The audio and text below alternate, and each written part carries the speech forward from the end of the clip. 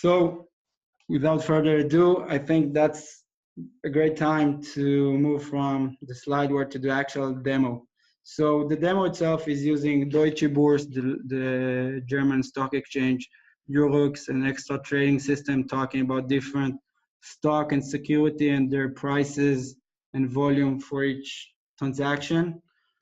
We are streaming the trading data through Kafka to InsightEdge, utilizing the data, whether it's hot or warm data, on the real-time speed layer and automatically moving the historical data to HDFS in a Parquet format partition by time, and the primary ID will be the stock ID or the security ID, and then we're utilizing SQL and Spark application to use the data regardless if it sits on the speed layer, the batch layer, or a combination of both.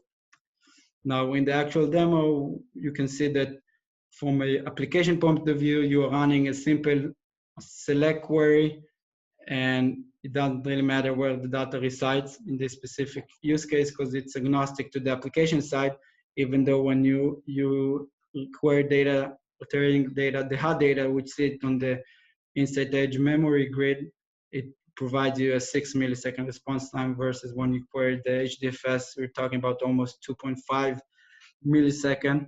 And also in terms of Spark, so you're using the standard Spark dataset and data frame APIs using our syntax, and then again the data frame under the hood consists of both speed and batch layer based on the policy of the data, but once again it's fully agnostic to the application side. And that makes it pretty easy to build real-time application, historical simulation, a combination of both, without any pre-knowledge or any understanding of the underlying architecture.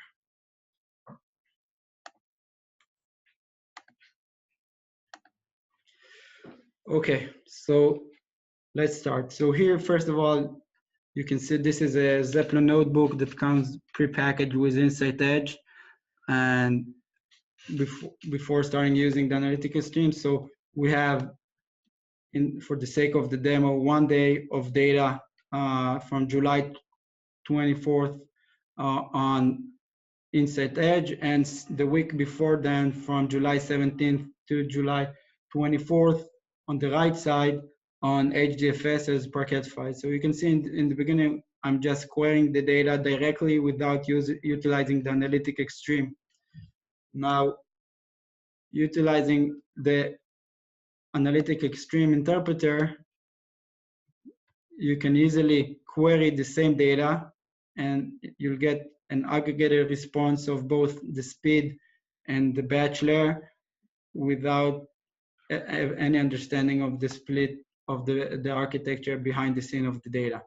Now you can see here the query of a simple select, it's the split between the speed duration, it's around 55 milliseconds versus the batch query, which is around 800 milliseconds. So there's a huge difference in response time. Now, looking for a second a bit about the actual data lifecycle policy. So it's pretty straightforward. All you need is to define the actual table that you're working on. Specifically now we're looking at extra stock data, market data. The batch data source, so we're talking about Hive MetaStore on top of Hadoop, and the actual speed period. So in this case, for the sake of the demo, any data that is older than July 24th will be automatically moved to the batch layer. Of course, in real-time production system, it's not a static date, but it's a relative date. So it will probably be like the last 30 days the last 30 days should be on the speed layer and then move it to the batch layer or any type of combination. Now, this is the data we're looking at. Again, it's trading data. You can see the currency, whether it's euro and any other type of currency, the date, different prices for each minute of per security ID. So you can see minimum price, maximum price, and end price. And now let's look how it works under the hood. So let's say a simple query on the actual trading data with a where clause, an actual filter on just trades after July 24th. So in this specific use case, all the data that requires for the query sits on the speed layer. So I get the response, and also you can see here that the speed layer, the response time was 42 milliseconds, while I haven't even access to the batch layer because my AnalyticsXtreme feature know exactly how the data is split and know whether to reach out and to access which layer and utilizing which type of index. Now, same query, but this time I'm looking at data that on trading data that was prior to July 24th, which we know that is only stored on HDFS in our use case. And again, the query analyzer doesn't access the speed layer, but only access the batch layer. In this case, it's 777 milliseconds. And then in the case of a joint query, let's say a query on data that is anywhere between July 21st to July 24th, where the data is actually spread across the two systems. So you can see here that the speed response time was around 43 milliseconds, and the actual batch response time was almost 750 milliseconds. So you see an order of magnitude faster in terms of response time when you query the data on your mutable speed layer. And again, we can continue. You can see another query talking about not this time not about type, but the filter is around type of security, whether it's ETF and ETC. And you can see the split between 25 milliseconds to almost again 800 milliseconds on the batch. And you can easily group it by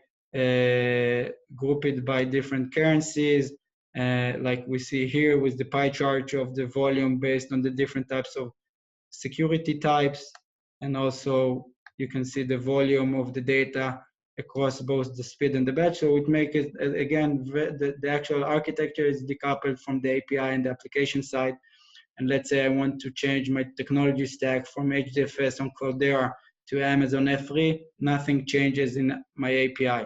And let's say I'm seeing that a lot of my queries on the trading data by my traders are running on the last 60 days and not 30 days. I can easily change the policy without having any impact to the application. But of course, the application will get a better response time when utilizing or providing more resources, whether it's RAM or SSD on the speed layer. So again, very easy, very flexible. Now, let's look at the Spark data frame API. So you can see here that I'm reading the data from both the speed layer and the batch layer using Spark Read AnalyticsXtreme. And from that point, it's a standard data frame that I can use the standard Spark API, run select, show the data frame with the start and end price as I do here. And I can also basically run the entire select query as a free text, as the full string itself in a similar manner.